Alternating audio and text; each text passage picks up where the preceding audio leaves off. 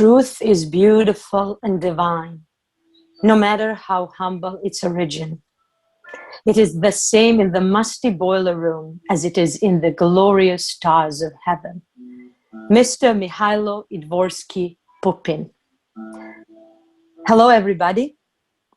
My name is Joana, and tonight I'm going to be your host in this beautiful panel. Hello, everybody. Hi. Now I see all of you. Hi. It's really beautiful to have you all here. Thank you very much for joining us tonight. We have great speakers. I would like to thank, first of all, Bay Area and SAFKOS, nonprofit organization from San Francisco, who supported and had this great idea that we all come together, talk about one of the most outstanding scientists. And we had great speakers that are gonna introduce his life, his work in Serbia, in the States. So I would like to thank you all one more time. I am an actress. I did my BFA in Serbia in acting, Academy of Performing Arts. And then I moved to the States to do my master's degree at California Institute of the Arts, CalArts. And I spent more than 4 years over there. And then I came back again to Serbia. So right now I'm in Serbia, and we will see later. It's a great pleasure to be your speaker tonight and support this. And I would like to introduce first Aleksandra, who loves Mihajlo Pupin, and I am completely impressed with her research and everything what she did.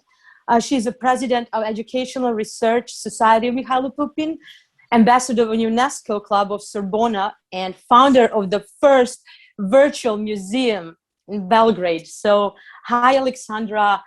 Hi. Welcome to our panel. And just quick thing, I just want to say that also we are going to do a fundraiser. That's also the reason why we are all here. And it's about outstanding school, music school in Gnjilane, Stevan Hristić. We have 500 kids over there with amazing talent. They won a lot of awards. I listened to their concert, and you had a chance to listen in the beginning of this panel. And I really want to do something and to support those kids as you do, because that's why you are here. And thank you very much for being with us tonight. Aleksandra, here you go, and enjoy. Thank you very much. You are right. I love Michael Pupin. How not to like and love such an exquisite man, good soul, good heart. This funding is just like Michael Pupin. Would he be alive? Yes, he would take care about the musical school, and we wouldn't care about that. So if we talk about Michael Pupin, this is the best way to talk. Please, if you didn't, please read his 3 books, From Immigrant to Inventor, a Pulitzer Prize-winning book in 1924, New Reformation. That's a true closeness in science and religion, and Romance of the Machine, Hemingway's famous book. Please read Michael Pupin. His words are better than ours. In Serbian, in English, in Japanese, his words are the best one. I would just read what Lion Fels commented in 1934 in the Washington Post, saying about Pupin's From Immigrant to Inventor. An exciting as any scientific discovery, and reveals one of the most charming and kindest personalities of the 20th century. Yes, most kind, most humble, most brilliant personality of 20th century, all in one. So it's not easy for me to speak about Michael Pupin. He was only 13 years old when he asked his mother, "Mother, please tell me what is light." And she told him, "My son, I never went to school. I don't know to write and read. I don't know what is light. You have to go to the world and to find answers on that huge questions. So, with 14 years, he left Idvor and trying to find that huge answers about light, about sound, but he never loses in this trip, life-winning trip, he never loses his kind heart. So, for me, what is Michael Pupin to me? Brilliant and kind heart. And that's the first topic. Trust me, I know a lot about history of science, not just of the world, and in huge histories of science, there are few that heart is bigger than mind. In Pupin case, heart is bigger than mind. Please, once more time, read his books from immigrant to inventor, new reformation and romance of the machine, and then you will see him in close. He will be just near you. I would like to say hi to Mr. Barry. He is with us tonight. Tonight in Serbian time, during American time watching, it's daylight, but darkness is here. Thank you, Barry. You represent Norfolk. If you want to go close to Pupin, go to Norfolk. He's American Idvor. His soul lives there more than in any other place, more than his Columbia University, his New York, but Norfolk place in heart is huge. One more thing I would like to read. Jasmina would tell you that only him in American science, only him won all 3 American scientific prizes. The John Frick, the Edison Medal, and the 3rd one. And when the John Frick Medal was delivered to him, Bancroft Geraldi, huge scientist, said, in the late winter of 1874, a young Serb landed in Castle Garden. He was, look at this, he was without property or possession, without friends or money, without influence, without anything, without knowledge. But you would say he was without nothing, and you would be wrong. Many would say he had nothing, but please, said Bancroft Geraldi, recognize of the things he brings with himself. Good health, good character, ambition, mind, eager to find knowledge and to use it for good, I would say, and as well as high ideals. In that words, you can find a recipe for Michael Pupin. High ideals, good heart, courage. He was hungry, it was cold, he was alone, he was penniless, but he started like a poor young man. But then, few decades later, he was president of the New York Academy of Science, president of 3 different big societies in America. He was great professor at Columbia. I found the names of 4 Nobel Prizes, his students. That was all great. But then I see a letter from 1990. He was going to Paris for a peace conference. He was everything. Academician, he was president, he was professor, and they gave him a passport for 1 day, but I saw a paper, your name, full name, and what are you doing? full name, Mihajlo Idvorski Pupin. He wrote zemljoradnik, farmer, wrote farmer, academician, professor, president, farmer. Oh, Michael Pupin. He was not kidding. He really, really, really knew that this first step was the last one also.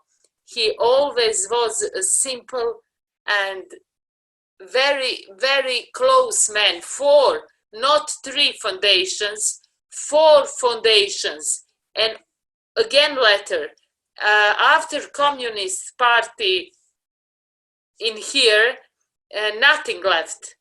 He left a lot, but after 1946, after Second World War, nothing left on accounts on his foundation. 4th foundation, he writes to president, you see, thank you very much for what you are doing. You have a daughter, and I bought her some necklace. I hope she like it. Please, from Michael Pupin to her with love. So who would ask, who would say that, who would done that? No one. His simple mind. He said, the first goal of science is to interpret the language of nature and without any prejudice. This leads us to understanding that give us the insight info, the eternal truth, and truth will make us free. And truth will make us free. My struggle for 15 years is to find truth about Michael Pupin, about his relations to Nikola Tesla, about great Ivan Jaya, about Milutin Milanković. Finding truth is a big job to do. So 15 years I'm revealing truth about great scientists that heart is greater than mind, and they were brilliant in thinking, but brilliant in working good deeds for all humanity. So you will sorry for my English because I'm always struggling with emotions when I talk about Michael Pupin. He was, for me, because of the virtues, a saint man, not in the religious type, in human type. He was a good man, taking care about others. Big Christian day in Norfolk, on the big table, on one side, Rockefeller, Carnegie, very wealthy American people, on the other side, very with small money account, people from Trebinje, from Herzegovina, and he puts meat in oven and he serves the very wealthy American people and these very humble people from Herzegovina. They all worked on his property in Norfolk. Mr. Barry, I hope you know that. There are lots of small houses around Pupin's big house. The people from Serbia worked very hard, and he was the best man for Serbian interests during the first part of 20th century. I would like to say many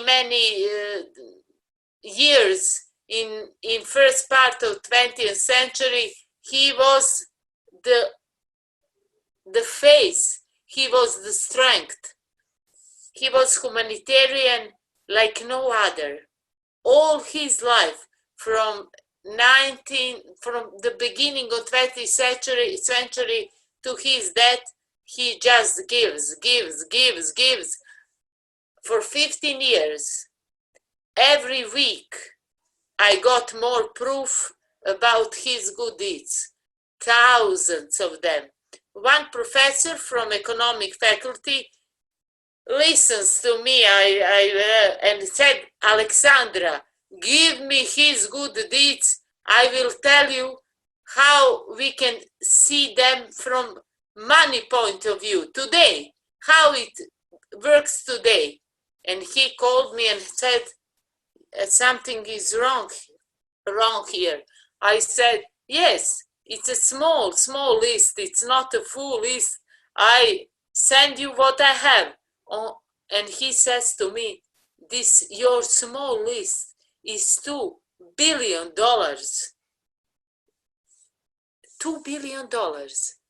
His money, his friends' money, for many decades, only giving for boys, for girls, for institutions, for archaeological research, for books, for, yes, I'm sure, for music.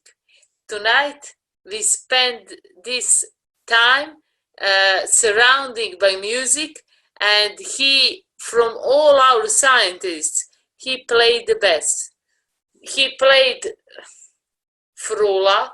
I don't know how to say in English. This instrument, somebody will help me. Frula, Flute. gaite. Flute. Yes. Used to play flute. Gusle? Flute. Gusle? I'm not sure how you say gusle, yeah. Yes. Gaide? Gaide's bagpipes. I orgulje. Organ. Yes, organ. He played exquisite.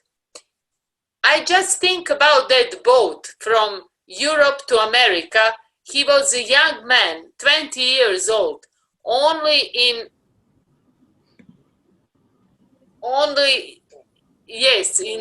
Kosovo.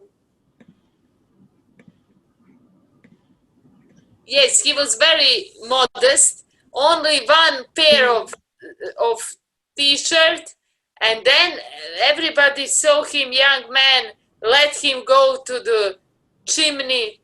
3 weeks he was holding chimney, and Pupin wrote, I know, my mother is now praying, and God will listen to her, so I will see America. I know I will see America, without knowledge of one word in English. That's how he came to America. Just good faith, good heart. He didn't lose his good heart in his struggle. His struggle, great courage, and good heart that is leitmotiv of Michael Pupin. So, read his words. I would like to say just that. If you want to see him in close, read his words. Thank you very much.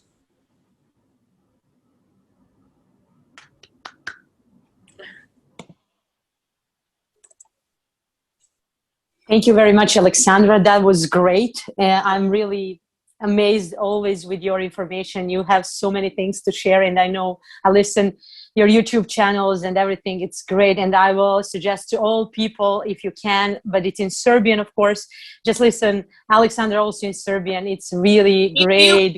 Please, if you can, to listen something in Serbian, try to Google Pupin fairy tale, Pupinova bajka. Try to watch it. I think it is the best. That's beautiful. Thank you. One thing that really stuck to me when I was reading his biography was how he was talking about his mother. That was something that really is still with me. Every time, even when he was old gentleman, he would stand up every time when he would mention his mother. And something really stuck also to me because my mother sacrificed a lot of stuff to give me education. you know, and that's something in our Serbian mother that really cares a lot. And I'm proud on all our Serbian mothers. So thank you so much, Aleksandra, one more time. And I would like to introduce somebody who is outstanding scientist also as Mihajlo Pupin was. That's our professor, Dr. Jasmina Vujić, who herself walked in the same steps as Pupin, having gone from Serbia to the States. She is in California. She lives and works in California. She's from Department of Nuclear Engineering, University of California, Berkeley. Awarded scientist and writer, founder of the Berkeley Research Center, co-founder and first president of the ETF Belgrade Alumni and Friends Association in the USA, works and lives in California, as I mentioned. Thank you very much, dear Jasmina, for being with us tonight. Please tell us something more about Pupin's side, where he was researching and coming to the States. How was that for him? Thank you very much, Joana, and thank you, Aleksandra, for excellent and emotional presentation. And I know you are a very emotional person, so thank you very much for that. I would also like to thank almost 80 people that are participating today from all over the world, basically, and many of my friends and colleagues that joined this presentation. So let me share, as always, you know, the university professor, I need slides. Let me get to my slides and share with you. So as you can see, Mihajlo Pupin is at the same time scientist, inventor, professor, and writer. And Aleksandra mentioned several of his books, but I like the most his first book, for which he won Pulitzer Prize in 1924. And this is From Immigrant to Inventor. I read it several times, and some of the quotes are from this book. I also gave very long presentation in 2014 at 100th anniversary of establishment of one of the Serbian diaspora organization that Mihajlo Pupin actually established and was one of the first president, which is Serbian National Defense Council. Then in 2015, our own student organization in Berkeley called Berkeley Organization of Serbian Students organized their 4th annual Serbian Cultural Evening dedicated to Mihajlo Pupin. And some of the slides that we prepared together are from this presentation. So Pupin came penniless from his village in Idvor, and his parents didn't have any formal education. However, he did have, 5 cents in the pocket, and he came to United States. It's jumping for whatever reason to the next slide, which is okay.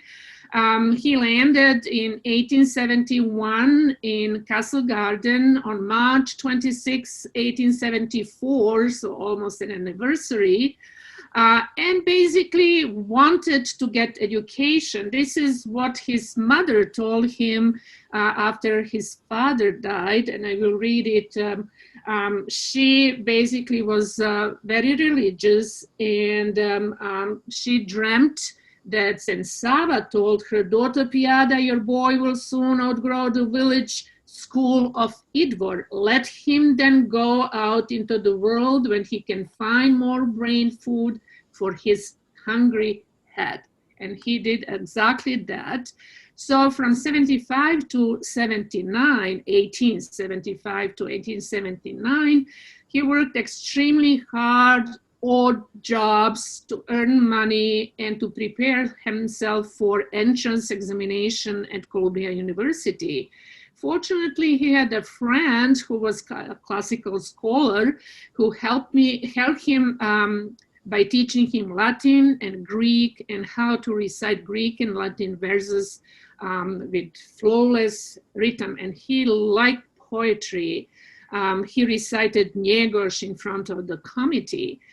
So he was accepted at Columbia University with full scholarship and spent years from 79 to 83.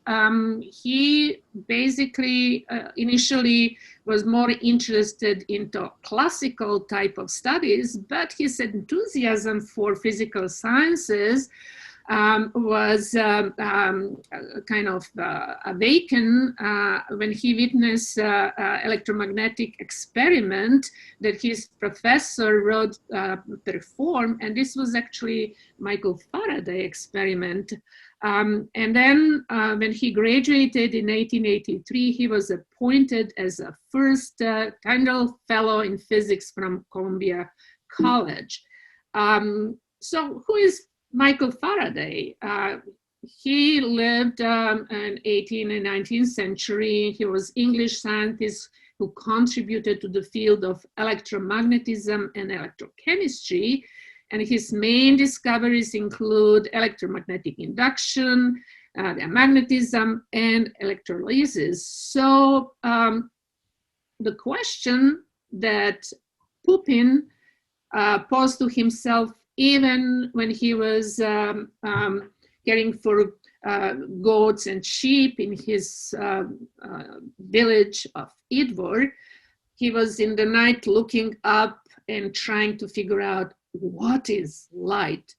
So basically, he asked those questions to his mentor, Rutherford, with whom he discussed about physics and many details.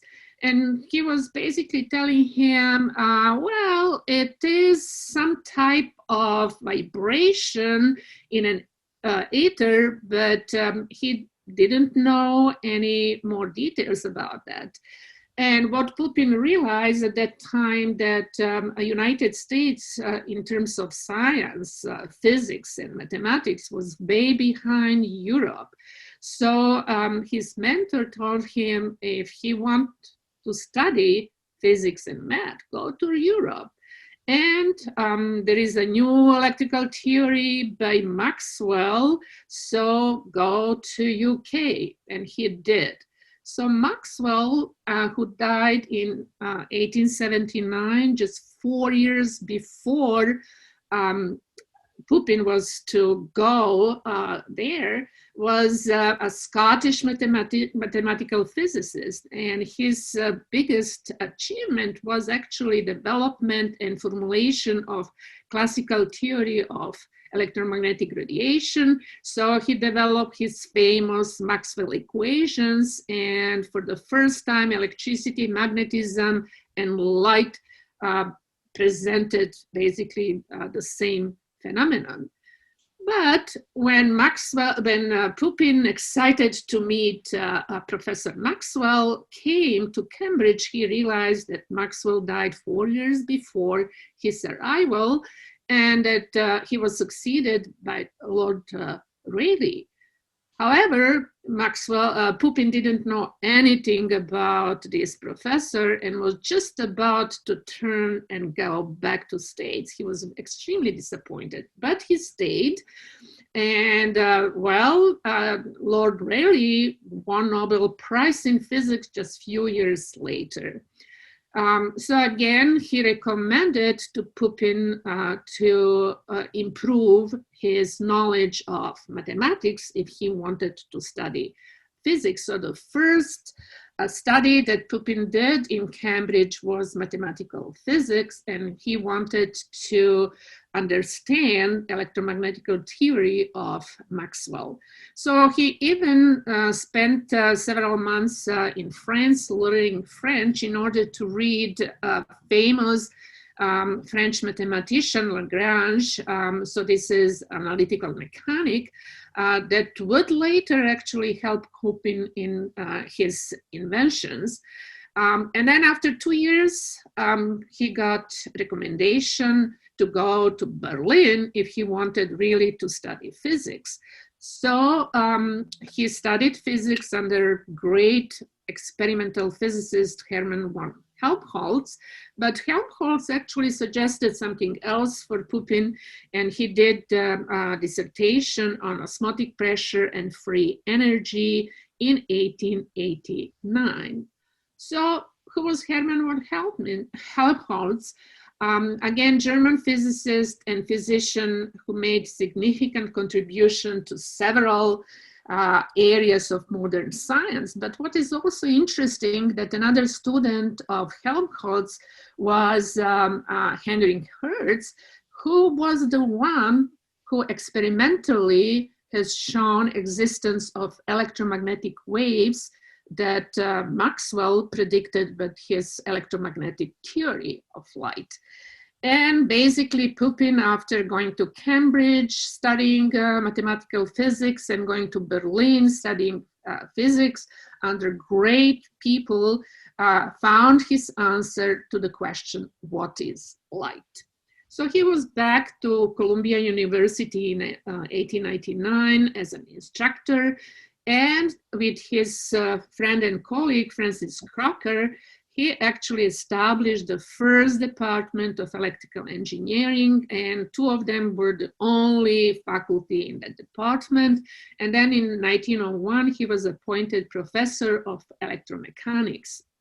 So he was teaching courses in theory of electrical engineering, but also established experimental laboratory, mostly from money from his own pocket, because university at that time was not very much interested in investing in some experimental facility in physics.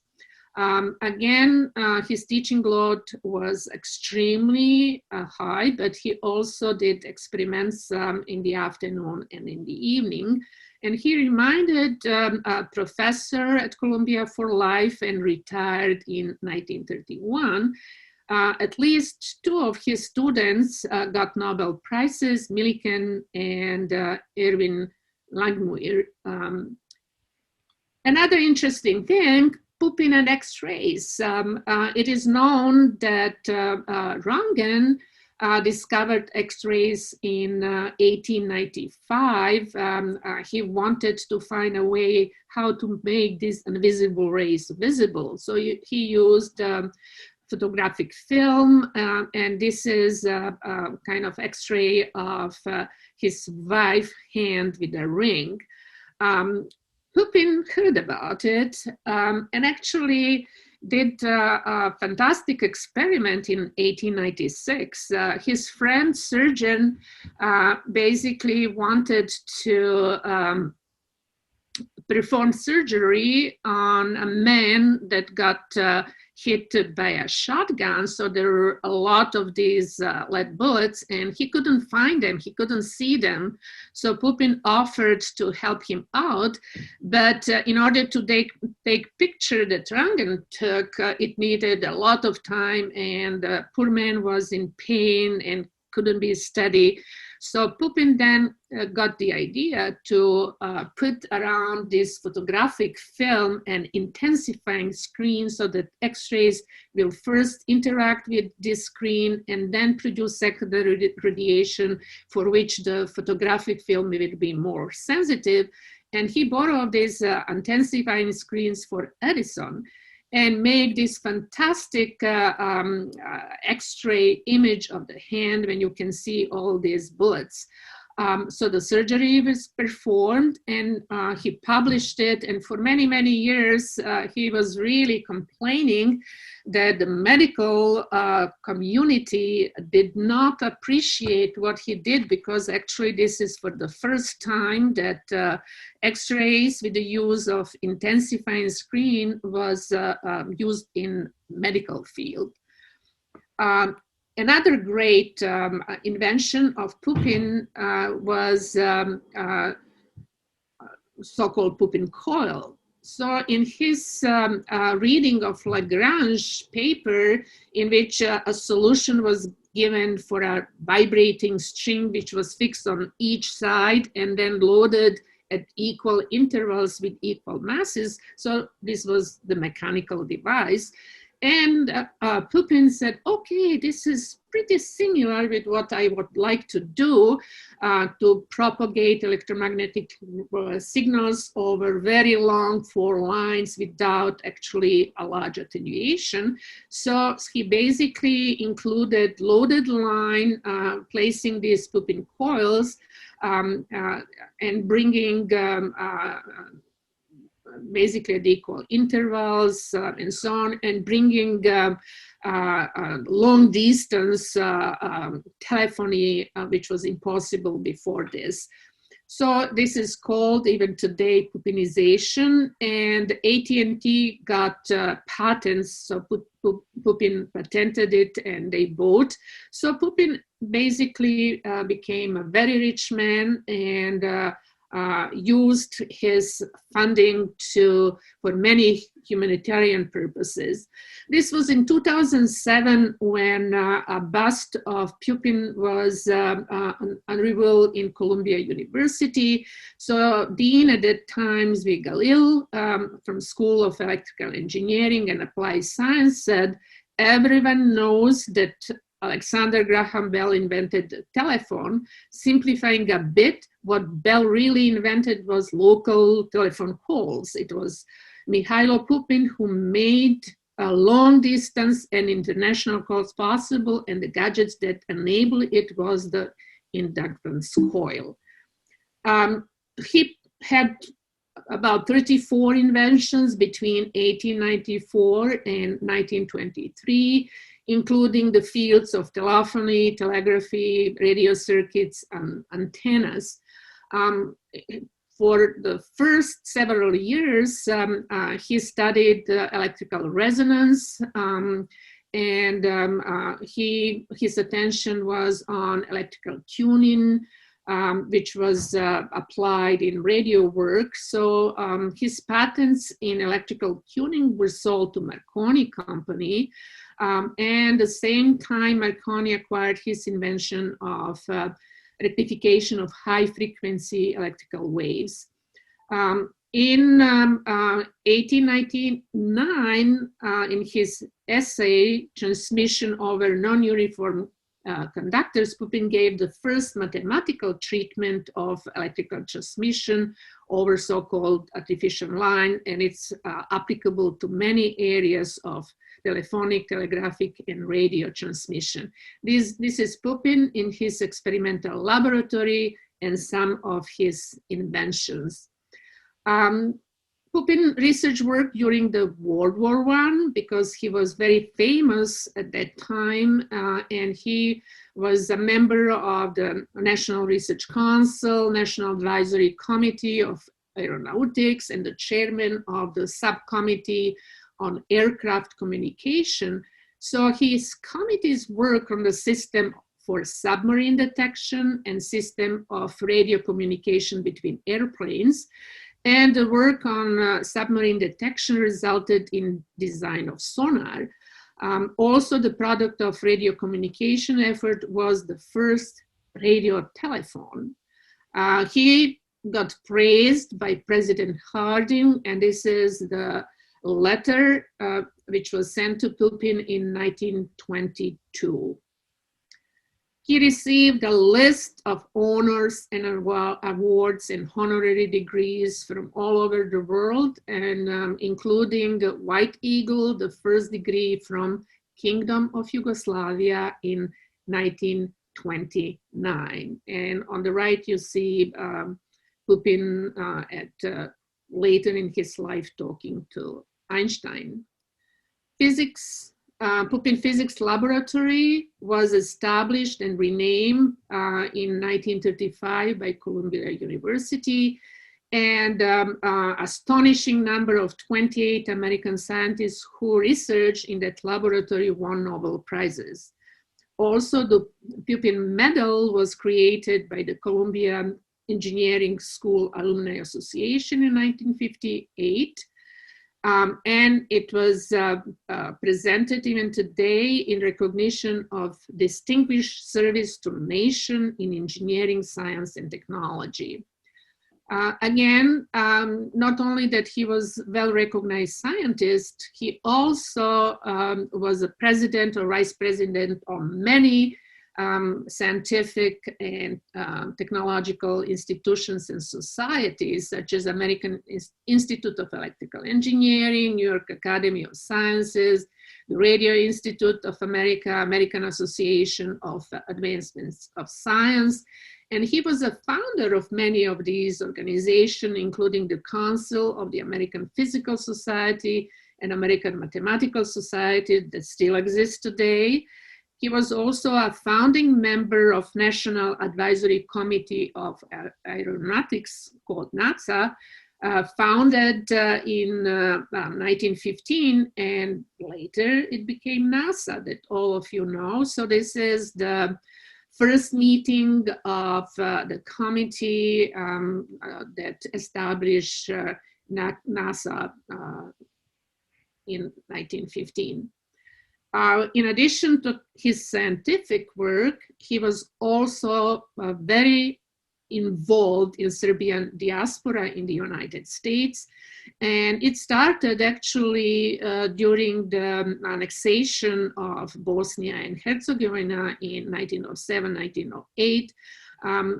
Serbian organization, in order to coordinate the protest, invited him to their meeting in New York. He came, and basically he was elected president of the newly formed Central Committee.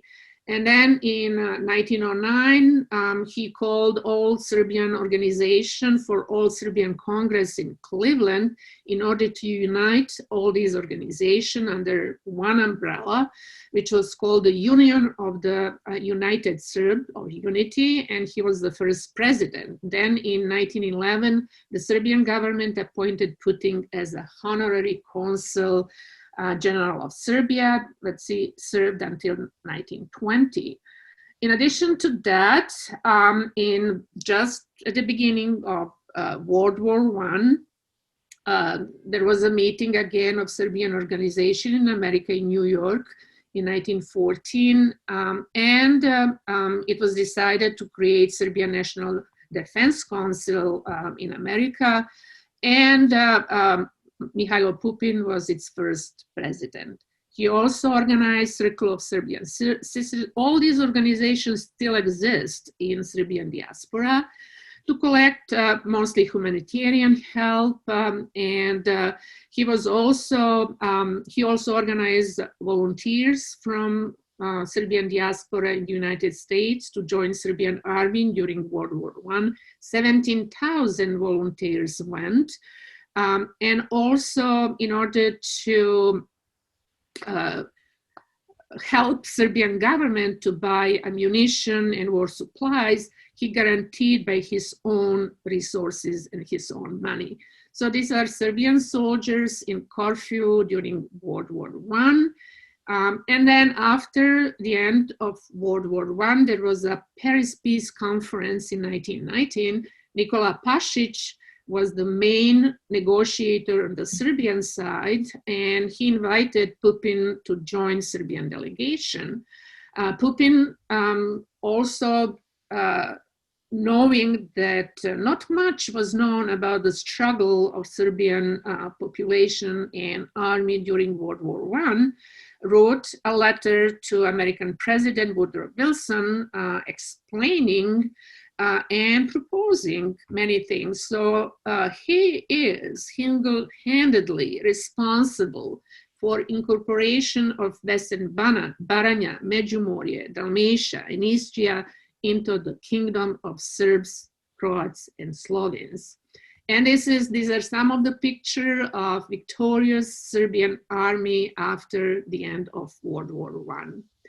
And in living memory, there are many busts of Mihajlo Pupin, his books, his teaching, his humanitarian work, and what Aleksandra mentioned, he put a lot of money after the First World War to help children that lost one or both parents during the World War in the name of his mother, and provided help for children, for school kids, but all that disappeared after the Second World War. These are some of the references, and with that, I will finish my talk. Thank you very much. Thank you so much. It was beautiful. So many information that we didn't know that we knew. It's outstanding, really. And what I understand now is actually how Mihajlo Pupin understood the culture. United States, as we know, is a mix of many different cultures.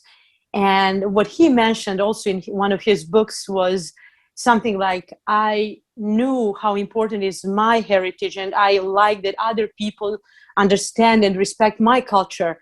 So I need to respect other people in order to know them better and to become the citizen of the world.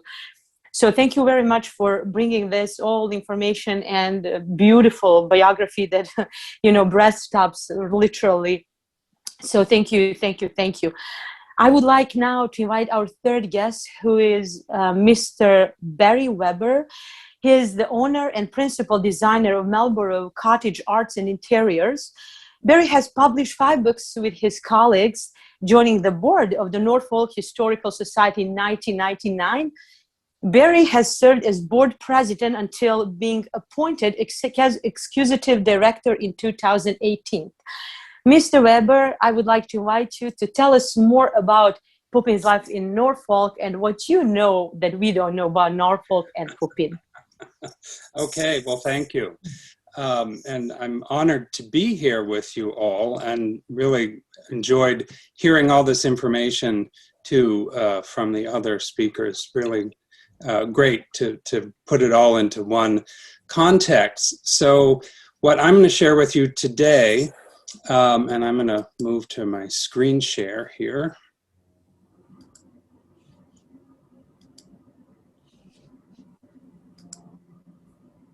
Okay, so I am not a professor like Jasmina, but I too have slides. We use them in the museum world too. If you know, you've often referred to his book. I have an original copy of his book here, and I just wanted to show this wonderful, I don't know if you can really see it, but the image on the cover of Pupin's book of the shepherd or herdsman with his flock, I think is just such a poignant cover for this biography that he's written. So I'll tell you a little bit about the town of Norfolk, located in the northwest corner of Connecticut. We're about 200 kilometers from New York City, so that was his journey, traveling from New York to his summer home up here. I'll show you a map a little bit later. The town is quite small. We have a population of 1,600 people, and it's been that population really from the beginning. It's still that population today. So that was about the size of the town when Pupin came to visit here. I'm going to start with a slide. We have a collection of artifacts at the Historical Society. And the slide that I'm starting with is actually not part of our collection, but is a photograph that just came to us about 3 days ago. And this is a photograph of Professor Pupin with his new wife on their honeymoon. And so she was Sarah Catherine Jackson. She was the widow of Frederick Agate. And they're pictured here in Venice on their honeymoon, is what we've been told. And those are the 2 Agate children in the front of the gondola with a nurse.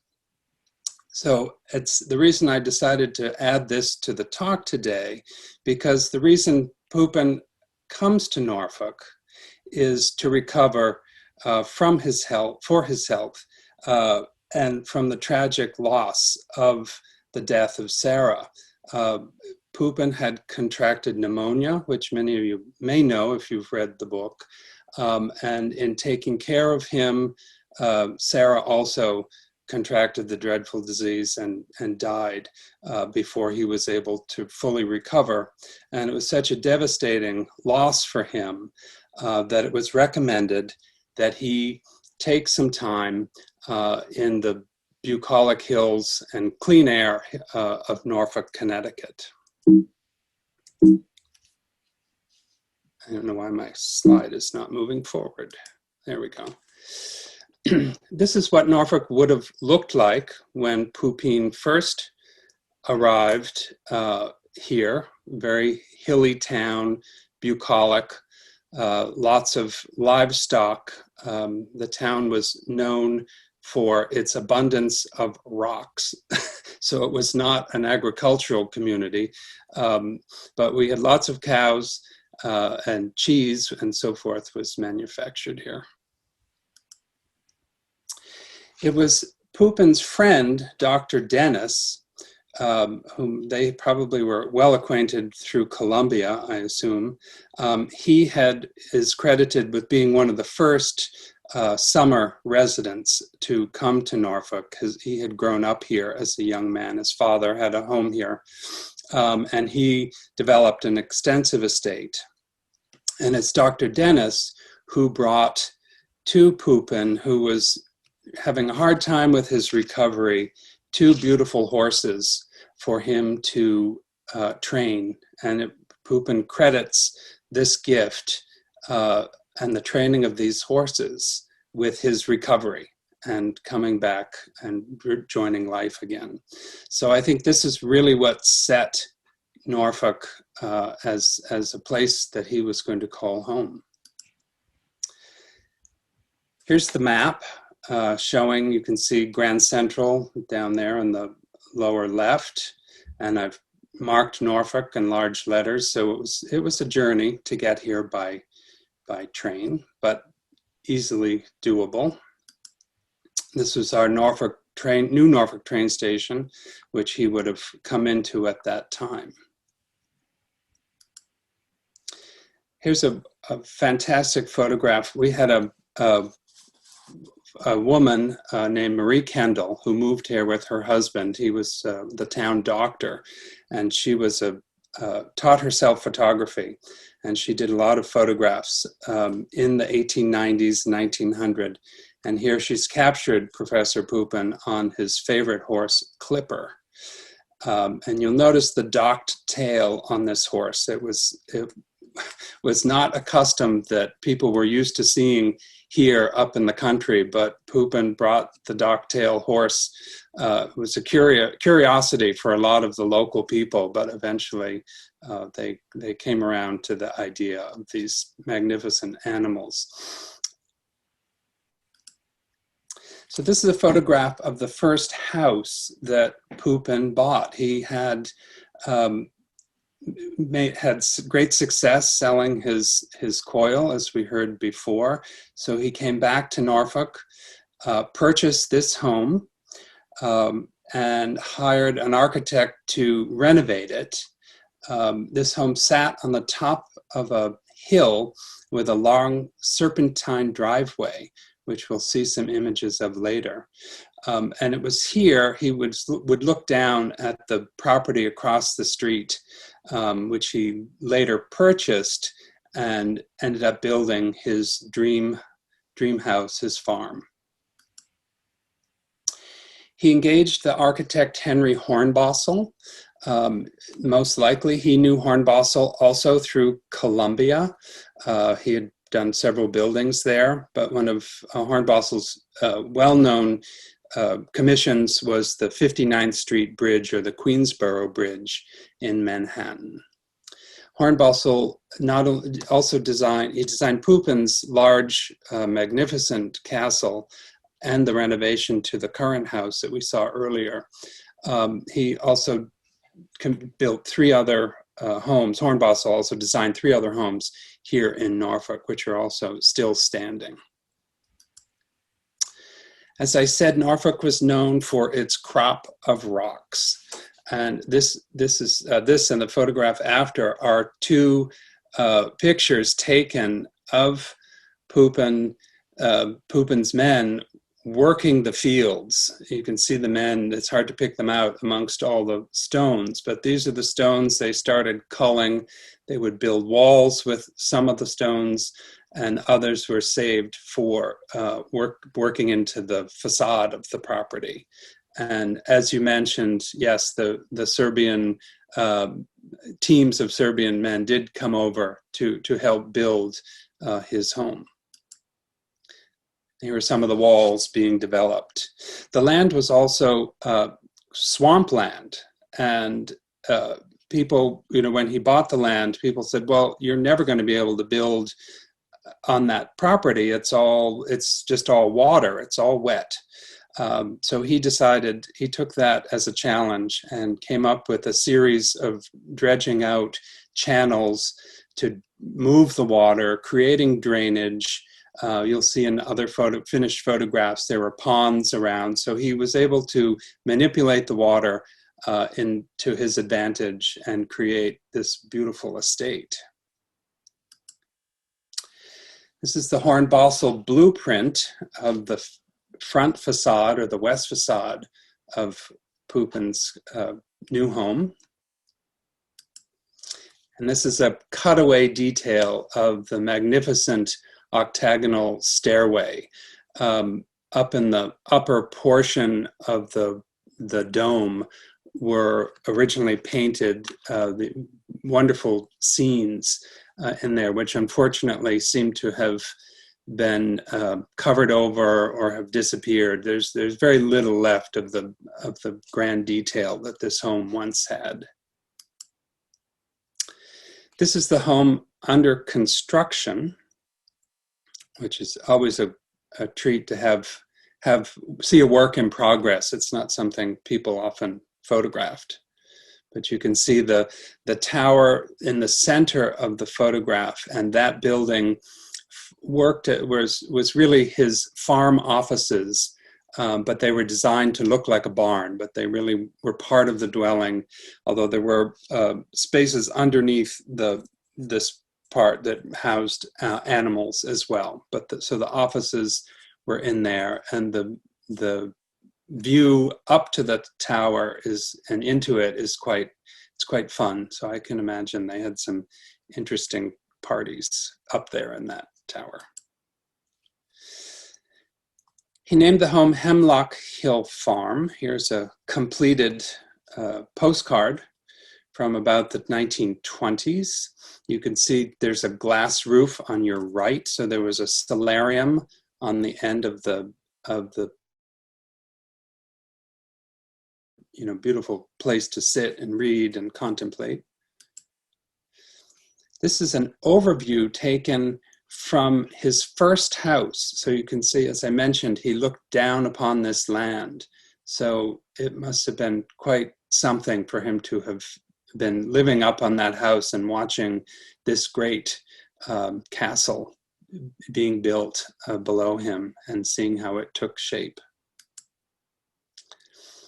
Another postcard image of the house. You see that, again, not only the solarium attached to the house, but there's a large greenhouse over here to the lower right. And those lines you see are poles between stone pillars that would have had been a grape arbor that surrounded all the terracing outside the house. It's a hand-colored image of the very similar view. You can see the water in the foreground that we mentioned, him having to divert to build this magnificent home. And again, this is another view from his other home, and you can just see the white road in the front of the photograph there. That's part of the Serpentine Drive that took you up to his other home. This is the lot of land directly across the street from the main entrance of the house, fitted with fountains and gardens. you can see how bucolic the landscape is here. And here's an aerial view, so it really gives you a good sense of the size of his property. Just beyond the main property, you can again see that serpentine road working its way through the center of the photograph there on the left-hand quadrant. And then we believe these are barns on either side for all the horses. So he didn't just come here and build a house. He really became part of the Norfolk community. Wasn't easy at first. If you've again read his book, I know I may be repeating things, but in his book he recounts the story of attending his first town meeting, where he suggests that the roads in Norfolk could use some improvement. And one of the local farmers stood up and basically said, "Our roads are just fine, thank you very much. Don't try and tell us what we need to do." And then shortly after that, he helped rescue a beloved dog from a man who'd left town. And the same farmer eventually came around, extended him his hand and said, "I'm sorry for being so harsh. You're obviously a very good man." And from that point forward, Pupin really did take part in the Norfolk community. Here we have a letter in his hand from his Hemlock Hill farm, where he's approving to the school committee, or he's part of the school committee, and he's approving the blueprints designed by Eric Rossiter, who is another local architect, for the redesign of the new center school in Norfolk. Pupin had purchased the old school for the sum of $2,500 to help have the town decide to move forward, and then he gave another generous sum of money for the final building of the school as well. So the local papers of the day have little tidbits in them, different things. He gave a commencement address at the local school, and here in 1925, you see he's a rare treat. He's giving a lecture to the local people. And of course, Pupin is well revered in town because he is Norfolk's only Pulitzer Prize winning author, which of course he won the Pulitzer Prize for his book. So along with Pupin, his great friend Helen Hartley Jenkins, this is the house that she built in Norfolk. She hired a different local architect, Alfredo Taylor, to design this home for her in the style of a Serbian hunting lodge.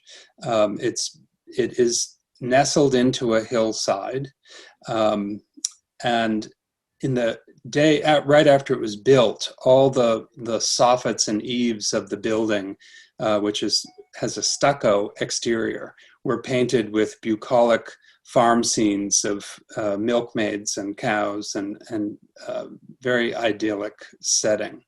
One of the stories that comes down about Mrs. Jenkins, and I know as many of you know, she also was a great philanthropist in Serbia and helping the cause of the Serbian people. She purchased many Serbian antiques and brought them back to Norfolk.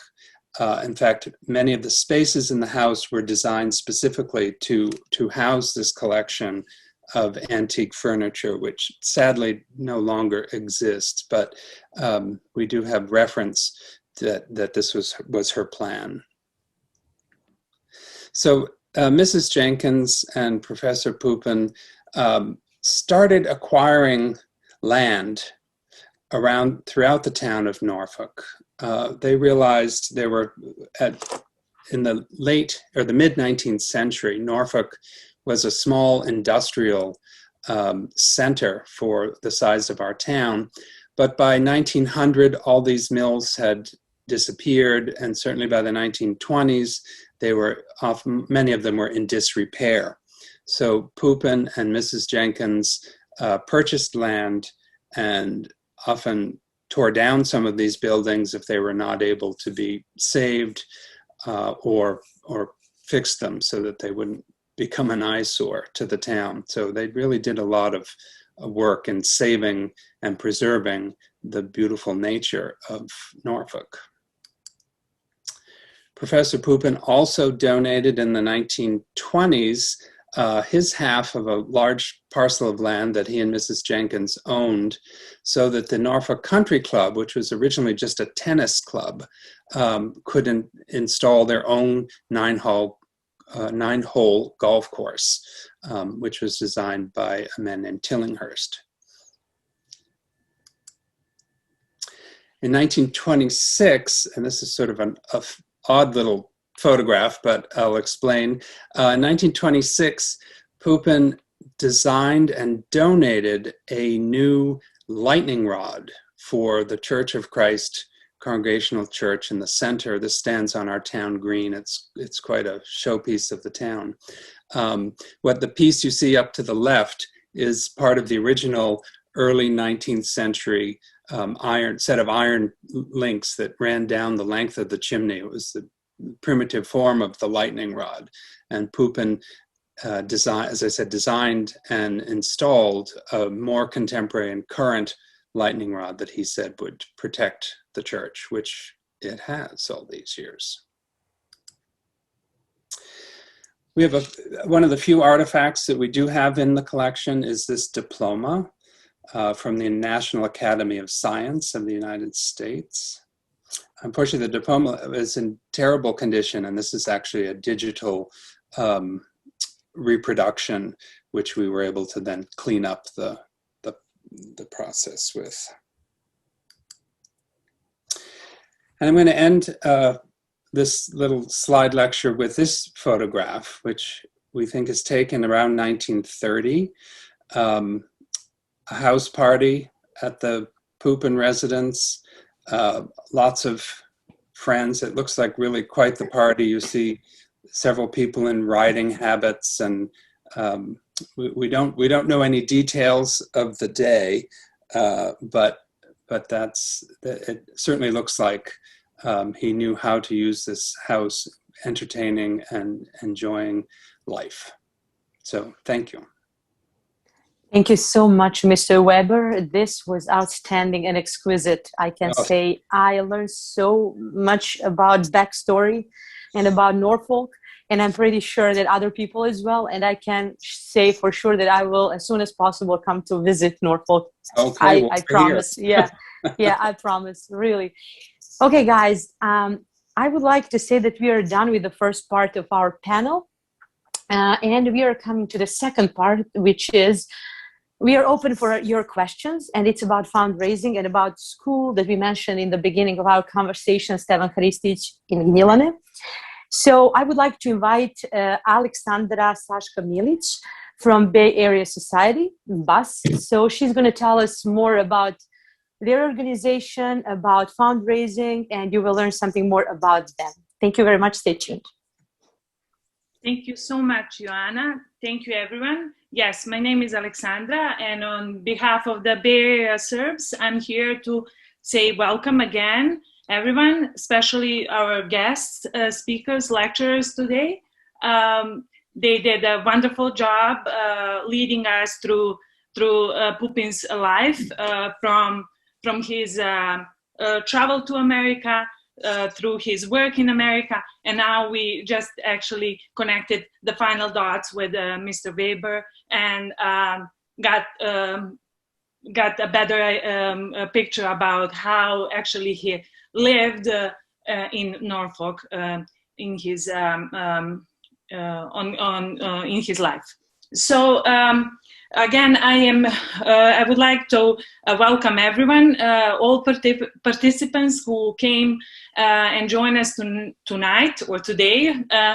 As we could figure it out, they've been coming from all over the world, mostly from United States, Great Britain, and Serbia. So welcome everyone. Hoping that you've been enjoying this time with us as much as we do. I would also like to thank Aleksandra, Professor Vujić, and Mr. Weber for impressive lecture. I'm thanking also the BAS members for contributing in organizing this event, and thanking the Stefan Zlatanović and George Popović, especially for putting the fundraiser together for today's event. As some of you may know, BAS, or Bay Area Serbs, is a non-governmental organization who is eager to form the organization which will promote Serbian culture, not just in Bay Area, but all over the world, by helping other people, especially individuals and institutions from Serbia, Bosnia and Herzegovina, Montenegro, it doesn't matter which part of the Serbian countries they are coming, by collecting funds and giving support in order to provide sustainable solutions for their issues. Today's lectures we dedicated to Mihajlo Pupin, and this is the second panel of discussions in our new project, Meet Serbia.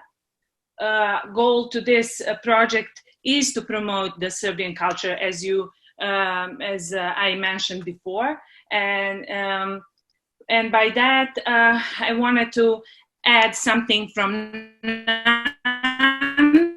scientific point of view, and in a very spiritual way that I am actually that I know to do.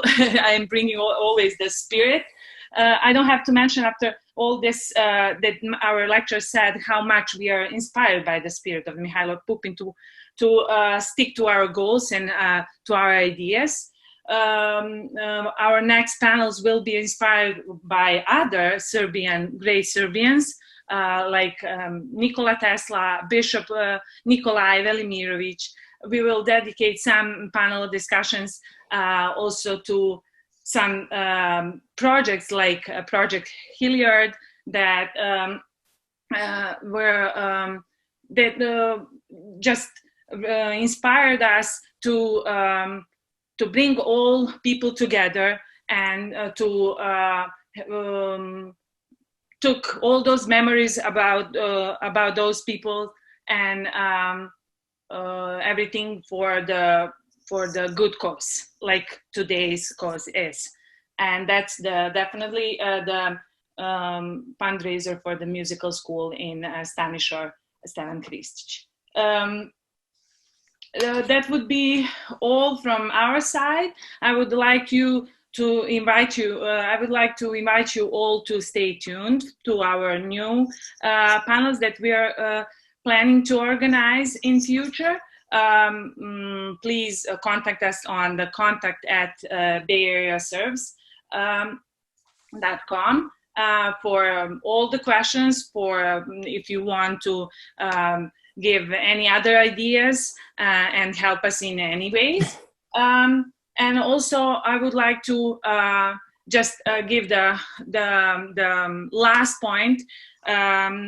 I don't know if we want to promote Serbian culture and tradition. I need to just mention one more thing, and or actually curiosity, that today's day in Serbia is the day that we call Memorial Saturday.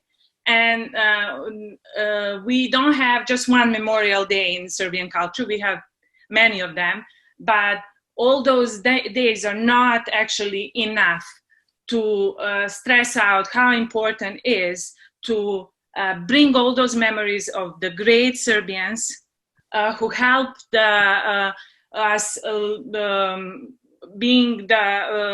helping not just Serbian people, but the whole world. All these scientists that we're gonna dedicate the panels to brought great impact on the whole world, not just on Serbia. So let's just have that in our memories, and let's just do and bring all those memories for the cause, for the future generations, especially for those generations who are coming. And those are definitely those kids from the music school in Stanishore, village Stanishore by Gnjilane, Kosovo and Metohija. Thank you all and enjoy. Thank you, Aleksandra. Thank you so much for letting us know more about your organization. As some of you know, we are fundraising donations for the vehicle, and something that we don't know about the school and about their necessity, we will hear from our next guest. This is Ivan. He is a principal from the school, Stevan Kristić, and I would like to invite him to join us and tell us more about school and about his students and how is there. Tell us more. We want to know more, and tell us everything. Hello. Hello, greetings. Hi. Hi. Ivan is not speaking English good, so I will try to translate everything. I'm his wife, and I also work in school in Kosovo. We are there around. He worked there 13 years, and I'm there 12. So this is Ivan, the principal of the school, and he will say something, and I will translate. Thank you, guys. Pre svega ja bih preneo pozdrav u ime svih iz Stanišora, u ime nastavnika, učenika I celog Kosovskog pomora. He said that he sent you regards from Kosovo, from Metohija, and all the professors in our music school and all the pupils who live and the children from Kosovo also. I veliku zahvalnost u ime svih nas što ste sve ovo organizovali. And we say a big thank you for this organization to help us. Mi smo danas srećni da nakon 2 decenije, nakon tog nesrećnog rata, ipak imamo tu muzičku školu I veliki broj dece koja pohađa našu školu. We're so happy to say that after the war, after 2 decades, we have this music school, and a lot of children are teaching music there, and it is an honor for us to work there. Siguran sam da mnoge škole koje bi radili u nekim normalnim okolnostima ne bi uspele da se izbore sa svim tim problemima. I'm sure that a lot of schools would work in a condition that we work. They cannot handle the problems that we had in our schools. Raditi u jednoj ruralnoj sredini je vrlo teško. Kad su deca previše udaljena od škole, putuju po 20 kilometara do škole, ali veliki entuzijazam I dalje nas drži. The problems are because the children are living in from the school 20 kilometers from the school, and they are traveling 20 kilometers to get to the school, and it is very hard in that time when after the war. And now it's a little bit easier, but we need a vehicle to get them to the music school. Da. Kolektiv je mlad, uglavnom su to mladi nastavnici, tako da imamo puno entuzijazma I verujemo da ćemo tu ostati I opstati još mnogo godina. The teachers are young, so they have a lot of enthusiasm and to work there, and we hope that we can stay there for a long time. Inače, veliki broj profesora dolazi iz centralne Srbije. A lot of the professors come from central Serbia, and they are traveling to Kosovo. I veliki broj nas se vodi mišlju, ako propadne Kosovo, neka propadnemo onda I mi. And all of they say if Kosovo goes, we will how we translate cannot live with Kosovo. It's not the same. Serbia is not the same without Kosovo. Eto, ne bih više da vas, imali ste priliku kroz neki video da se upoznate malo sa školom, da ne zadržavam više, da vam ne oduzimam vreme. You had opportunity to some videos to see our school, so I'm not taking any more time and sending greetings. Na kraju jedno pitanje ako bih mogao za večerašnje predavače And at the end I will like to ask just one question for this team, for the Mihajlo Pupin. Saznao sam ja neke novosti o Pupinu, što mi je posebno drago, a volio bih jednu komparaciju sa Nikolom Teslom. I just found out some new things, and I will like someone to make a comparison, Mihajlo Pupin and Nikola Tesla. Oh, that's a great question, and I know who can answer. Please, Aleksandra, are you with us? I just want to hear you. Can you hear me? Yes, okay. I hear you. So Thank this you is question very much. exactly for you. So please, Yes, can you because my struggle is great. You said now Pupin sentence. Please translate. Pupin said, ako propadne Srbija, neka propadnem i ja. Thank you for that sentence. Chilling, and I love that you said that. That's the truth. But in Politica, in famous Serbian newspaper, in 1929, whole article agent wrote about quarrel between Tesla and Pupin, and Margaret Cheney translated and put it in biography of Nikola Tesla, and it seems that Edison, Marconi and Pupin on one side, and Tesla on the other. But I would translate the letter, and you will say, is that a letter of an enemy or friend? Tesla wrote to our consul in New York, please talk to Pupin. He doesn't listen to me. He eats and drinks that wine like he is a healthy man, but he is not. He mustn't eat suvo meso, I don't know how to dry meat, and he mustn't drink so many wine. Please send your wife. She's a female. Maybe we would be lucky. I saw that letter.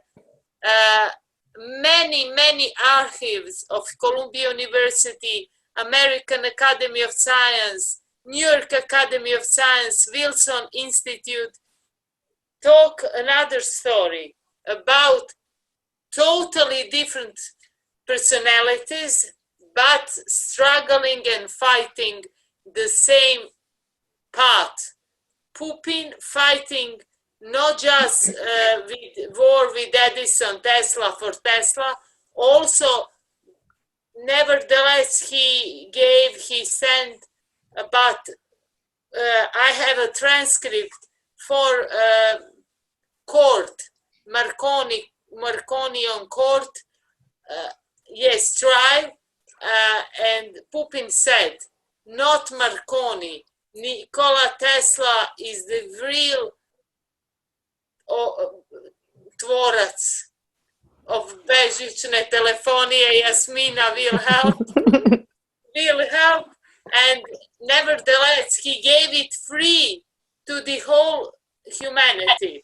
So many articles, 2 Americans with Serbian origin will save world from wars, and so many articles always connecting 2 different people, but 2 different people who knew and how to defend the science of Tesla and the well-being of Pupin. So I would like just to show that letters. You see 5 letters. I saw 5 letters. We have 2 in Belgrade now. but I saw before private collections. I saw all 5, and my heart was beating like this. So it's very difficult question, but true question. In Belgrade in 1929, in Politica, all bad informations, agent did that, but Margaret Cheney translated it. So the truth is different. The truth is better. They were good people, not quarreling all the time. Different people, but good people. Thank you very much, Aleksandra. Thank you, thank you. The rest of you guys, if you have a question, you just raise your hands and our host will let you in. So don't be shy, just throw the questions. It's really nice to have you all here. And I would like to invite our friends from Monastery Draganac, Eastern Kosovo, Orthodox Christian Monastery. We have Father Lazar and our novice Miloš. So hi guys, hello, how are you doing tonight? Please join us. Yes, hello everybody. My name is Miloš and just nearby me is Father Lazar. We'll try to be very brief, not to take you too much time, and please pardon my bad English.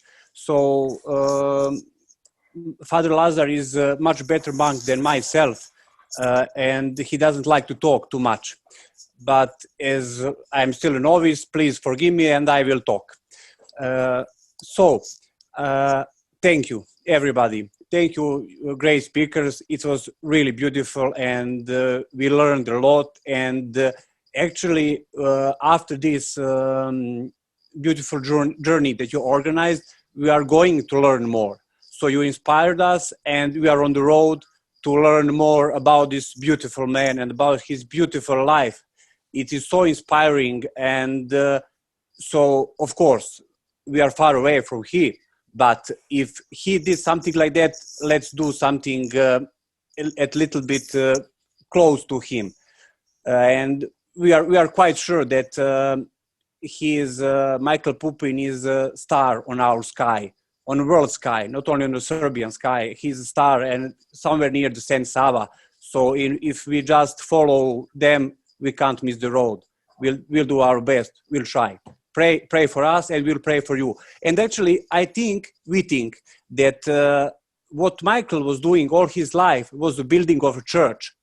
He was a creator, and he was building community. And what is church? Church is community. Church is when we are together. Even if we are in a monastery, we are together with you even more than you think, or at least it should be like that.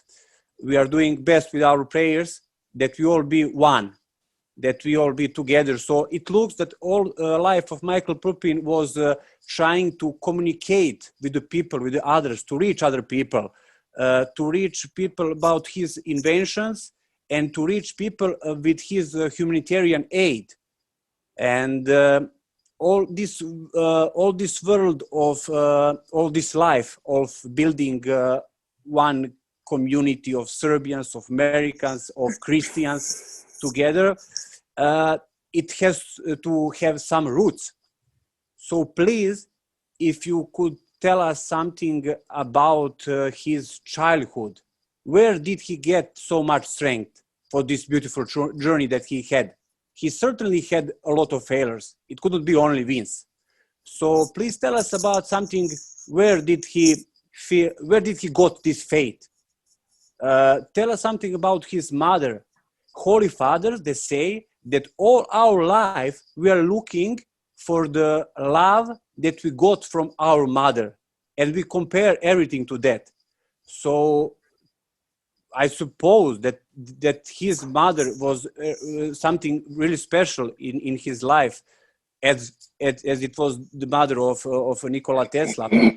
And yeah, please tell us something about his childhood and a little bit about his private life. Did he had friends? Who was his best friend?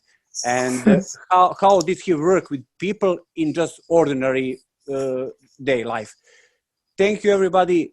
see you in Draganac Monastery on Kosovo and Metohija. We wait for you. We love you all. Thank you. Thank you. Aleksandra or Jasmina, who would like to answer? It's up to you guys. So let me just jump in to compare Tesla and Pupin a little bit more.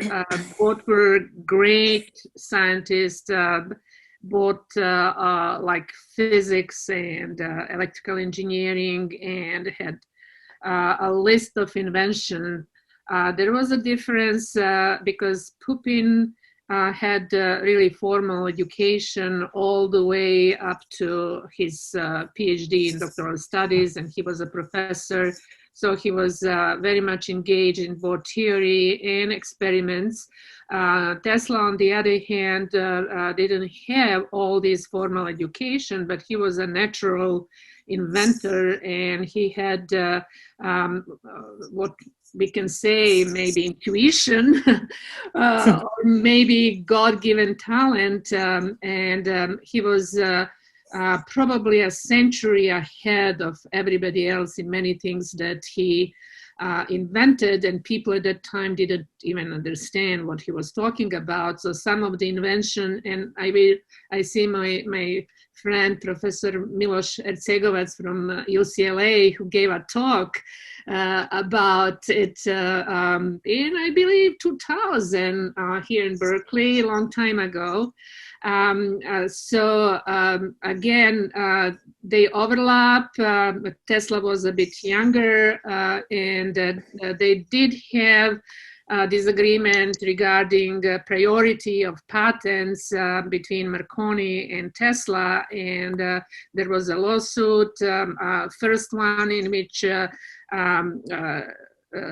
Pupin sided with Marconi at that time, but he needed more time to learn, basically, and Marconi made a mistake to sue US government during the Second World War, specifying that they're using his patents, and then there was lawsuit in 1943.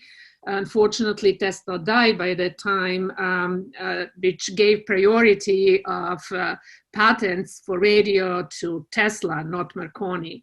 And so on. So, but I don't think they lived in different parts and so on. I don't think that there was some great disagreement between them.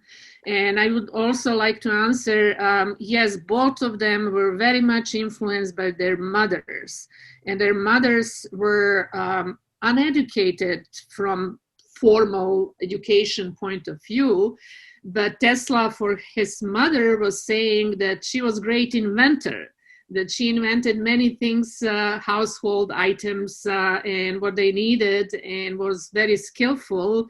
On the other hand, Piada, how Pupin called his mother, was also uneducated, but he could say all the psalms he remembered, all the great poems that she recited to Pupin, that Pupin knew by heart.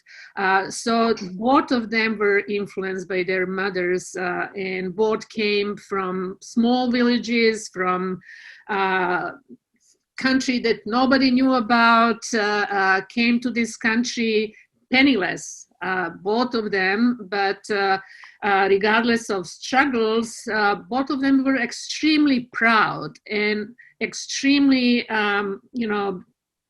connected to their old country and the people, and they never forget it. So, Aleksandra, you could jump in.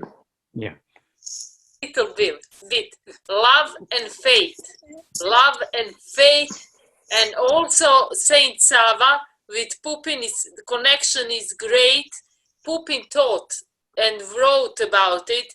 The Saint Sava is go with him through all his paths and struggles. And his mother, when Pupin was young boy, went to sleep and looked at Saint Sava, who is putting his hand on Pupin's head, and said, Piada, Idvor is too small for your child. You must let him go to the world to find knowledge. So we can't see Pupin without that other star you said, without Saint Sava. He was the main man in giving to Saint, the first Vladika in America, Mardarius Koković, money for monastery of Saint Sava in Libertyville. Pupin was always writing the best thing about Saint Sava. You look at Pupin's books, not just a book that Pulitzer Prize winning. Please read it in English to get everything. If you read it in Serbian, I put back Saint Sava, but not in all books you find him.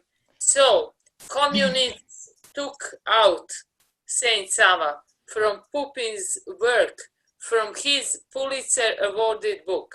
So faith and love and faith of their mothers put them strongly on the path of winning that life that couldn't give them, they couldn't give them food, money, friends, influence, or knowledge.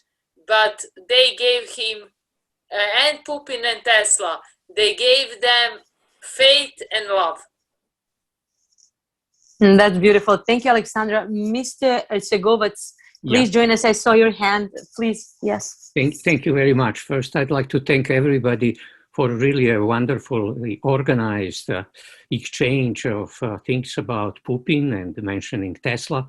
This is indeed even more important because it's tied with the action really to help those wonderful students of music in Stevan Hristić School. Thank you again. Well, I just want to add something really, Pupin versus Tesla. Pupin and a tremendous talent, and he really made communication possible, telephony, and so on and so forth. In particular, transatlantic traffic would not be possible without Pupin's invention. At the same time, Tesla made something that is on top of everything. He made electrification of the world possible. Without Tesla's invention, we would be probably still in primitive, half-dark ages. Tesla was visionary. I consider Pupin real scientist, mathematician, and who was really thinking about what's going on right now more probably than Tesla. Tesla had dreams, and Tesla had ideas which are slowly coming to play the role. So Tesla definitely made wireless world what it is today. Tesla had even amazing ideas about ecology and what has to be done in the future and so on and so forth. So we are lucky as a nation to have two great guys, Pupin and Tesla. I understand all the stories about conflict, but my understanding is when Pupin was really very ill, Tesla went to visit him, and there was really no hard feelings. And maybe last comment, I owe to Pupin personally. I started my career in Belgrade in Institute Mihajlo Pupin. This was one of the, I would say, elite organizations. I was lucky to work there for 4 years, and that opened the door for me to come to the United States. And so I cannot stop thinking about Pupin. Thank you again. Thank you very much. Thank you. Maybe for the next panel about Tesla, you can be our speaker. Why not? I'll be great. Delighted. Absolutely. Thank you. Thank you. Okay, I would like to invite Đorđe Popović in front of SAFKOS organization to join us and tell us something more. And still, guys, if you have a question, you're more than welcome to share. And just raise your hand or type it, send it. We will join you in. Well, thank you, Joanna. And thank you, everyone, for putting this together. Đorđe, Novak, Mario, guys from the Bay Area Serbs. Thank you, the speakers, Dr. Ninković, Vujić. I think Barry left us. Didn't see him anymore, but oh no, sorry, you're still there. Thank you, Barry. Thank you, Barry. My name is Đorđe Popović, or Đorđe Popović, and I head the Serbian American Foundation for Kosovo. We are a 501c3 public charity. We're sort of new kids on the block. We started in 2019. And our goal is to, well, twofold. In Kosovo, our goal is to fund opportunities or projects that create economic opportunities and help improve living conditions in the remaining Serbian settlements there. And then the other goal, which relates to the Serbian American community here, is that through those actions, we try to reunify the community around some measurable, palpable, but still very, useful patriotic goals. And in that way, we all reconnect and create a more powerful structure here, not just for helping our people in Kosovo, although obviously that remains our first goal, but for other goals as well. For example, promotion of Serbian culture at a much larger scale than we are able to do it today, or promotion of other causes, fighting some attacks like the recent attacks on the movie Dara of Jasenovac, for example, and all such situations that will be happening in the future will become easier if we kind of learn to trust each other again. And I think projects like these, where we pick certain very specific community in Kosovo and then help them, is a really good way to do that, to learn to trust each other again and show ourselves that we can do stuff and we can make improvements, palpable improvements. So so far we have done three, as I said, started in 2019, done 3 actions. One was in Kosovska Mitrovica, that was 2019. We raised $13,000 and bought equipment for the hospital there. Then throughout 2020, we were fundraising for the erection of a cattle farm in Gračanica for the soup kitchens of the Diocese of Ras and Prizren. And that was successfully completed in December last year, so 2020. We ended up raising almost $60,000, erected the building, filled it with animals. And then now we're trying to help this wonderful, extraordinary school renew its really old fleet of vehicles. And to put it in a context why this is important to them, I think Ivan mentioned this a little bit. These kids live in scattered, remote villages. Eastern Kosovo is relatively mountainous terrain, so communication is not easy. And also, it's not like here, you can jump on a public transportation and get someplace, or you have a car and that's a commonplace. Neither is actually the case. Public transportation, they usually, or they often avoid because it's like an apartheid, right? They live separate from Albanians. And many of them don't have cars and don't have the means to do it. So they walk to the closest paved road, and then from there, the school van picks them up and takes them to school and takes them back. So it is really not, for many of them, it's basically the only way to get to the school. And if you watch the movie that we embedded in the GoFundMe fundraiser, you will see what kind of inspiration, what kind of light in their lives that school is.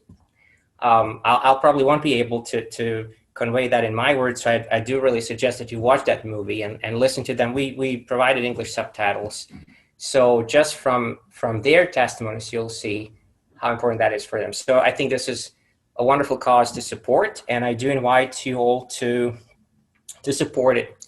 Last thing I would like to say is that since we are new and are growing, we're looking to expand. So basically, we're looking for volunteers among all people of goodwill, Serbs or non-Serbs here in the States, who'd like to join our ranks as volunteers, as people who would represent us in different geographies, because right now we're mostly in California, specifically Southern California, Bay Area.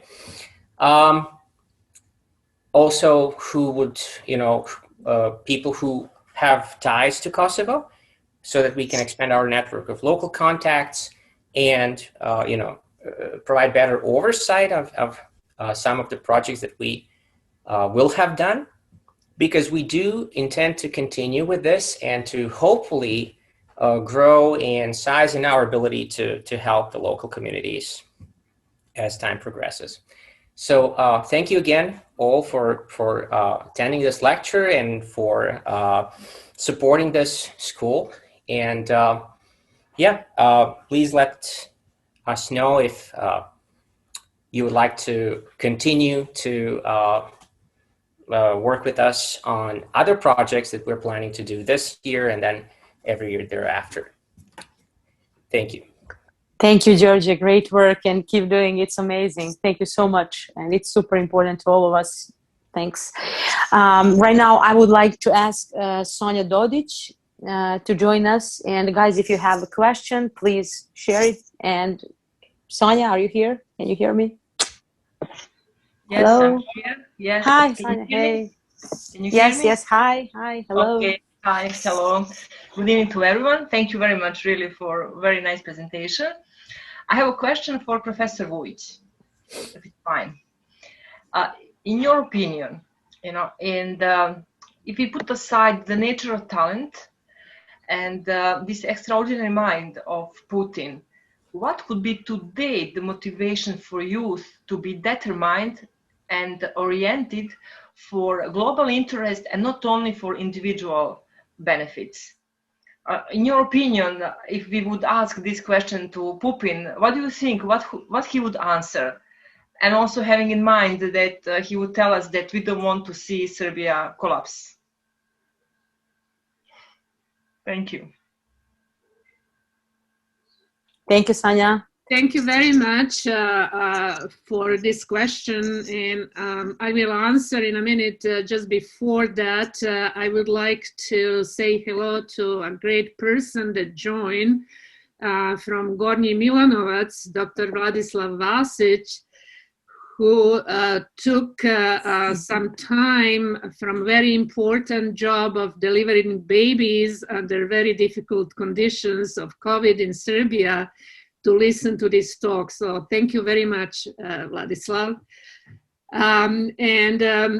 Regarding the message for young people, if I can find, there is a message that Pupin actually gave to young people, and I'm trying to find it's in one of my writings, but probably I cannot find it now. So he did have a great message saying that not only it is important to get education, to have these traditional values, to appreciate your nation, your religion, your people, you also need to contribute. So you shouldn't be selfish. You need to have great ideas that you would like to, deliver in terms of helping everybody to live better lives. And each of us could contribute to that by providing our own examples, as what Pupin did, as what all the scientists of Serbian origin, if we are focusing on them, such as Nikola Tesla, such as Milenković, Ruđer Bošković, we have a list of those. And I will mention that tomorrow in our church in Moraga, and I will take my grandkids, there is a great Sunday school that will mention great Serbian women in terms of Serbian women scientists, poets, artists, musicians. So this is something that we can contribute, that younger generation will learn and know about it. And just another thing, I see that Ksenia Laković, are you still around? I saw your name. Again, another great organization in the Bay Area is Electrical Engineering Alumni and Friends Association, and Ksenia is secretary. I'm one of the founders and first president, and we are celebrating 20th anniversary this year.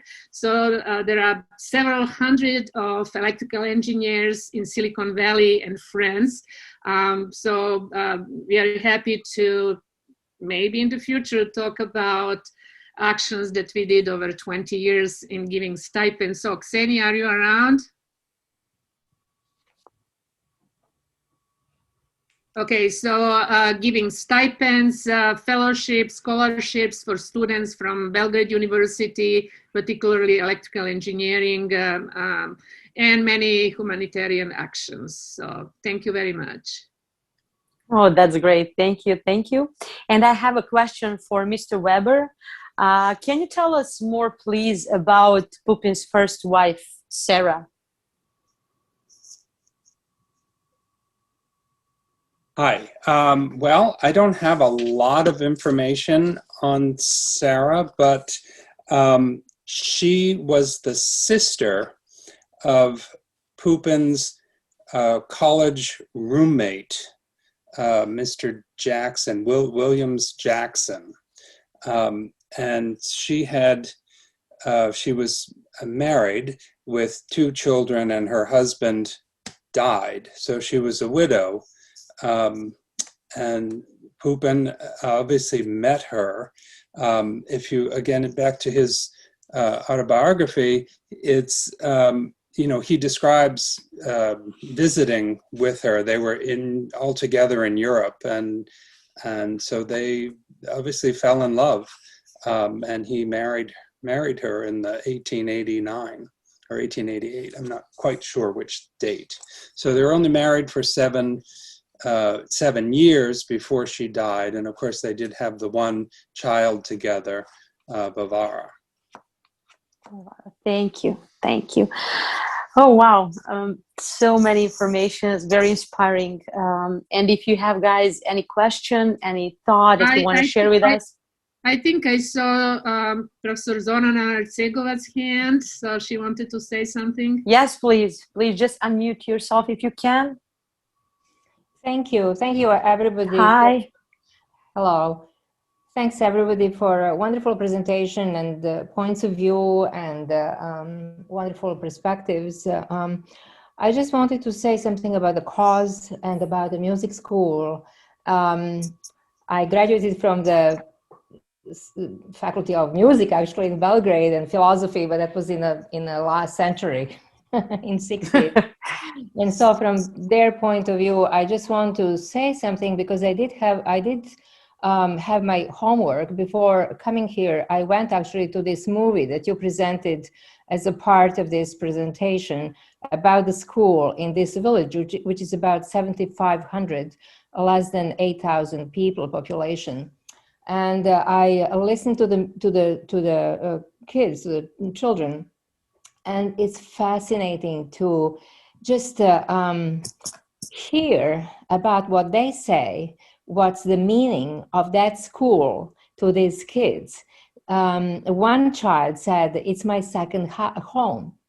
In other words, it's almost they don't have a home in a way that we think about what home is. They certainly have parents maybe and love and so forth, but they don't have, maybe they're hungry, they don't have money, they are, and so on. So I think just listening actually to not so much what they play and how they play, but also what they have to say and what's the meaning of that school is really very meaningful for the cause of this of this event. I think it is really important, which really brings me to say something which is really important. What Gustavo Dudamel, who is a conductor in LA Phil, he did something amazing in Venezuela, and he actually worked with hungry and deprived people in Venezuela, homeless people, homeless kids actually, who are 7, 8 years, 9, and so on.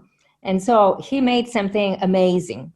And that tells you something, that if you have a particular passion, and if you have a particular cause, if you have a particular venue, and people who are really invested in a particular cause, like you are, I think amazing things can happen. And I think it is a right cause that you're doing. It's not a maybe math school or STEM, you know, science, technology, engineering, math, and so forth, but it is really art that sometimes it's missing in this part of the STEM, which is kind of STEAM, which can make actually miracles. And I think I want to congratulate you for picking this music school. And also I want to ask you for a favor to listen to Stevan Hristić, Ohridska Legenda, or ballet Ohrid Legend, which is phenomenal piece in itself. And I think it brings you into so many wonderful associations that we all have with our country and the culture and preservation of our heritage and so forth. So I want to thank you and for this opportunity that you connected us and with a beautiful cause. So thank you so much. Thank you very much, Zorana. Thanks a lot. And I saw the hand. Georgi Popovic, please. So yeah, I wanted to add to this in relation to the question about how to help our youth do what Pupin did back then, right? How to basically do more for the society if you're in a position. And yeah, you can do it. One way is to simply do, and in the process of doing it, you realize what kind of joy, what kind of change you bring to other people's lives, even though it's maybe a small amount as measured, you know, in financial terms. And the other, which would be, you know, how the society would help, is promoting such role models. Speaking of which, for example, Pupin is a wonderful role model, would be a wonderful role model, but most people have barely heard of him in Serbia and outside Serbia. Compared to Tesla, more people know about Tesla. More people know what he did and what will happen to him. Although in my humble opinion, he's not such a good role model. He's a wonderful scientist, visionary, but as a role model, he is rather something that, you know, very few people would like to have their kids follow, I think. Whereas Pupin is the exact opposite, right? You're a successful scientist and businessman, and you are a philanthropist and engaged in societal issues at large and small, and you get along well in high society in New York or Washington and these farmers in Norfolk, and all that, you know, without losing a common touch. So that's something that I just wanted to mention as to like what we could do to teach our youngsters to be like him or more like him. And then speaking of which, I realized I have forgotten. I wanted to mention that in the process of fundraising, I came across this organization of Serbian students at the University of Illinois, in which Jelena Stojadinović also is. She's with us now. And Jelena, I'm sorry for maybe putting you on a spot, I'm prepared, but it just occurred to me that I should say that as we spoke about this, you and your team decided to help the school as well and stage a fundraiser for it. So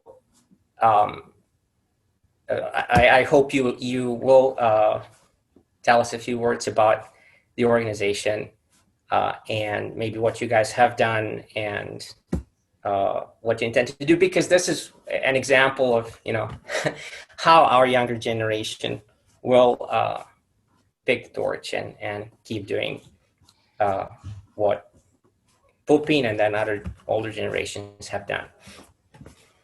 Yes, hello. My name is Jelena Stojadinović. I want to thank you all, and especially Georgia, for this wonderful opportunity. I came across him. Sorry, guys, I'm like a little bit nervous. I wasn't expecting this. Yeah, I'm sorry, but I just thought it would be a right thing to introduce you.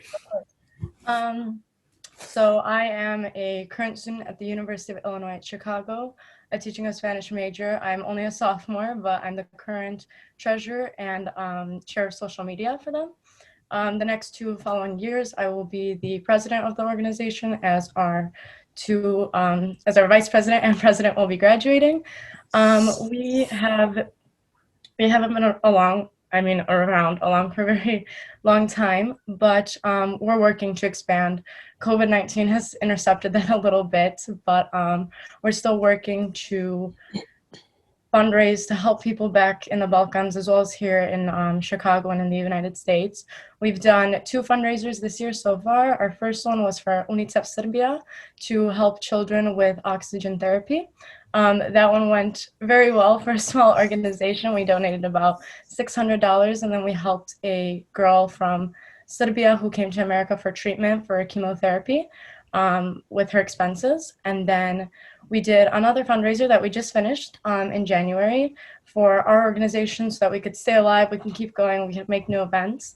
And our next following one, we wanted to help a school. We wanted to help someone, whether it was here in our private schools. We have Sveti Sava Academy in Chicago as well as one in Milwaukee. We wanted to either help them, but that was a little bit difficult as we wanted something to do with art. We couldn't really find that. And then Georgia, thankfully, with perfect timing, found me on LinkedIn, reached out to me. I sent this to my board. I sent them everything. They were so enthusiastic, so excited. So we decided that 100% of our proceeds from our next fundraiser will be going to this wonderful and amazing cause. We cannot wait to help in any way that we possibly can. We are currently trying to figure out exactly how this fundraiser will go. We're planning on selling the items on April 5th. So if you guys would like to follow us on Instagram, it's UIC at SSO. We're also on Facebook. We also have a website, www.uicsso.weebly. We have a shop there. We do national shipping. International, we don't do, but if anyone from Serbia or overseas would like something or to help in any way, I'm sure we could figure something out. So do not hesitate to contact us. We're very enthusiastic as youth, and we're trying to do as much as we can. Again, we're college students. We're all trying our best to survive on our own with how much university costs here, but also to help in any way we possibly can. And we're very excited to work with George's organization, with possibly Bay Area Serbs and anyone else. Thank you, guys. Oh, yeah, that's great. Thank you so much. And it's amazing to hear that you guys have other people from Serbia or from Serbian heritage in your university. I was the first Serbian in my university, and non-Serbians were there. And I know how it can be amazing. And that's great work that you're doing, and keep going. And it's beautiful.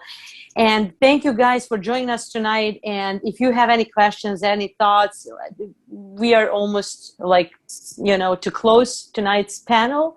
And I hope you're going to join us for the next one. And we will send you all the announcements and how you can donate, how you can support the school, and for the other actions as well. So just let me know. I want to thank all of you to be here tonight. And I would like to read something that really was touching for me from Mihajlo Pupin. And that's going to stay with me from this conference as well. Nothing makes a man happier than his true conviction that he did all he could in his work, investing nothing less than all of his capability. Mihajlo Idvorski Pupin. Thank you very much, and have a beautiful night and the rest of the week. Thank you. Thank you very much. Thank you, Jasmina. Thank you very. Thank you, everybody. Thank you for all. Thank you. Thank you all. Bye-bye. Thank you, everybody. Bye. Bye. Thank you.